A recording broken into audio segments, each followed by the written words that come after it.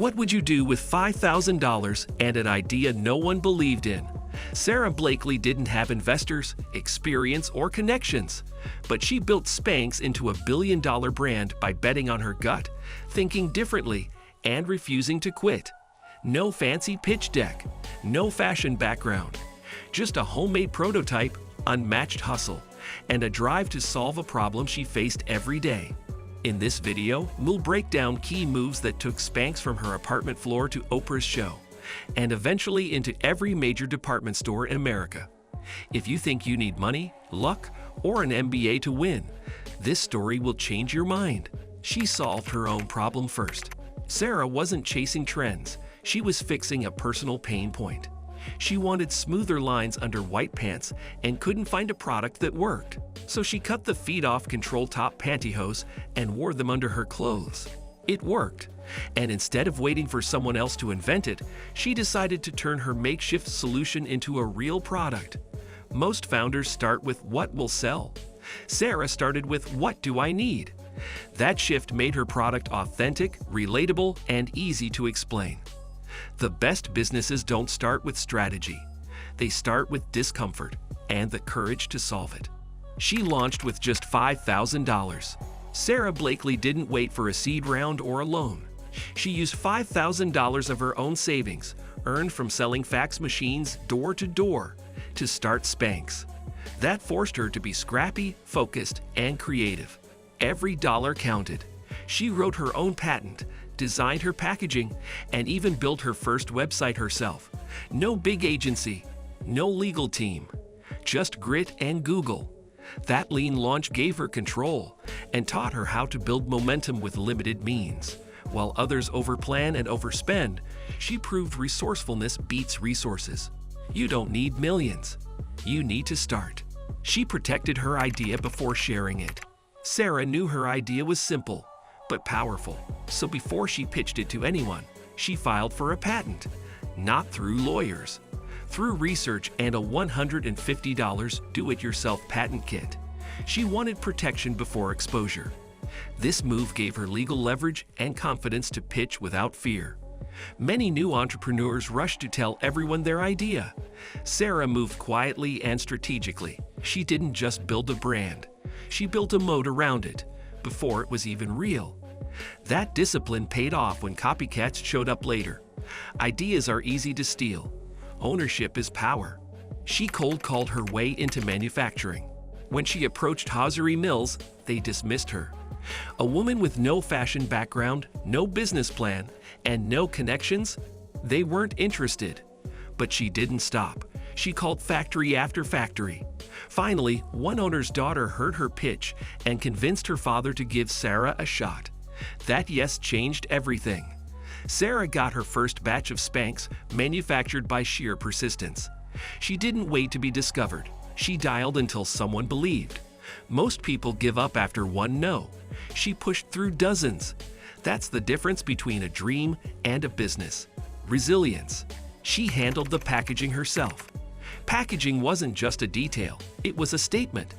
Sara wanted Spanx to stand out in a sea of beige, boring shapewear. So she designed bold red packaging with a playful cartoon version of herself.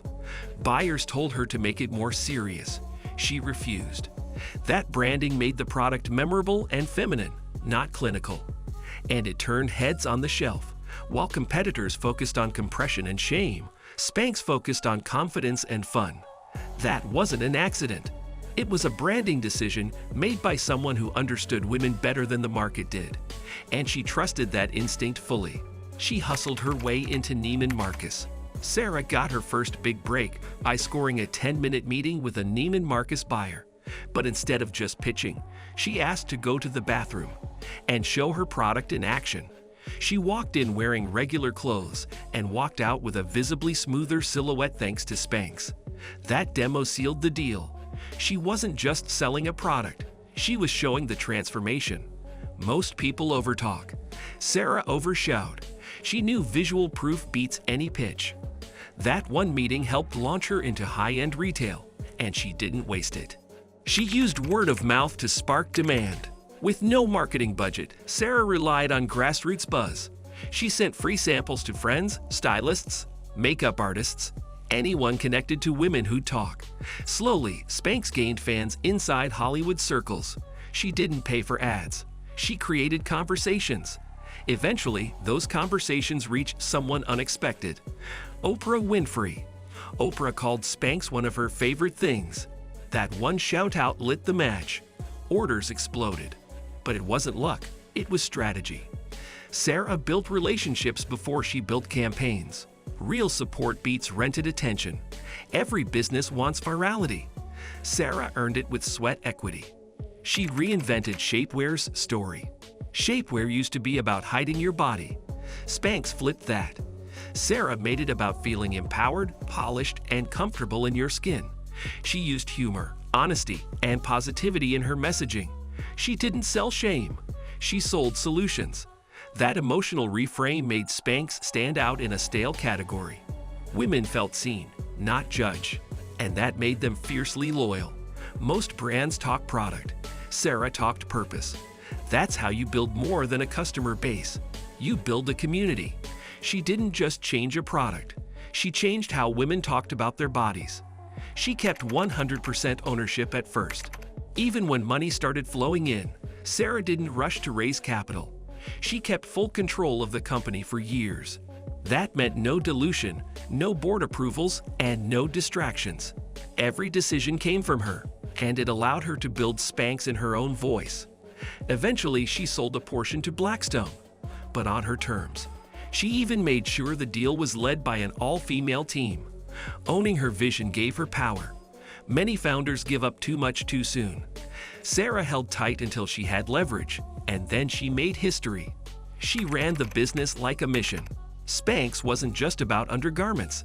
It was about helping women feel powerful. Sara infused that energy into the company's culture.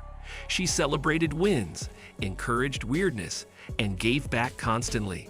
She even made sure her first HQ had a gong to ring after big milestones. As Spanx grew, she kept the energy light, the team tight, and the mission loud. That culture attracted talent and kept turnover low. She didn't build a corporate machine. She built a movement. People didn't just work at Spanx. They believed in it. That's leadership. Not from a textbook, from heart. She embraced humor over hype. Sara didn't pretend to be something she wasn't. She made jokes, told stories, and stayed relatable.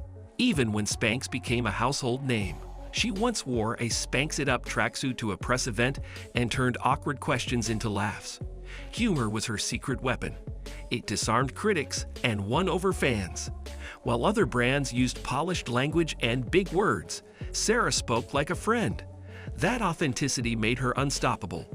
In a world obsessed with polish, she led with personality. People didn't just love her product. They loved her. She became the face of possibility. Sara Blakely went from selling fax machines to becoming the youngest self-made female billionaire, without ever compromising who she was. She didn't fake it. She figured it out. And along the way, she showed millions of women what was possible when you trust yourself. She now mentors entrepreneurs, funds female founders, and invests in businesses that help others rise. Spanx wasn't just the start of a brand. It was the start of a legacy. She proved that with $5,000, a sharp idea, and relentless drive, anything is possible. Even building an empire from a pair of cut-up tights. Sara Blakely didn't wait for permission, capital, or credentials. She spotted a problem, trusted her gut, and built something the world hadn't seen before. She turned $5,000 into a billion-dollar brand, not with hype, but with hustle. If her journey fired you up, hit that like button, share this with a future founder, and subscribe to Rick Route, where we break down how real legends built real legacies. Your idea doesn't need approval. It needs action.